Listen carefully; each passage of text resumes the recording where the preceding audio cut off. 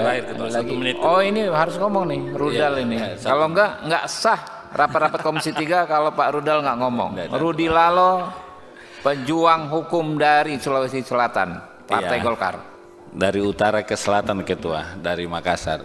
Partai Nasdem.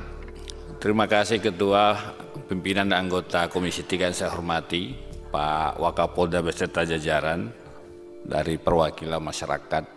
Saya kira kita setuju upaya dari warga Sangihe untuk memperjuangkan keadilan di Komisi 3 ini, dan teman-teman sudah menyampaikan support dukungan seluruh fraksi kepada Bapak Ibu.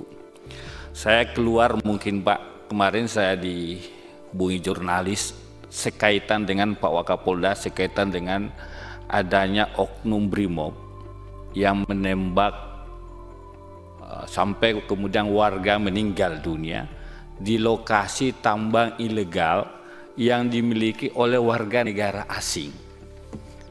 Nah, ini mohon konfirmasi, mohon jawaban. Ada warga negara asing memiliki tambang ilegal, oknum Brimob meninggal menembak mati warga Minahasa kalau tidak salah. Yang tadi disebut Pak Martin bukan? Pak sama. Wasing. Kasusnya Ya, sama. sama. Tadi sudah disampaikan, sudah diperiksa Pak. Iya, maksud saya Pak Pimpinan mohon supaya diperiksa, diproses, karena itu tidak dimasuk akal. Kok ada Brimob yang berjaga-jaga di lokasi tambang ilegal? Kira-kira itu aja masuk. Makasih Pimpinan. Ya. Tadi sudah disampaikan oleh Pak Wakapolda ya, sudah ditindak ya Pak ya. Oke, terima kasih Pak Wakapolda. Oke, mungkin langsung ya Bapak-bapak, Ibu-ibu, Bu apa namanya inisiator Save Sangihe Island, teman-teman dari Jatam, dari Kontras, Bapak-bapak diaspora Sangihe, sudah senada seirama lah ya.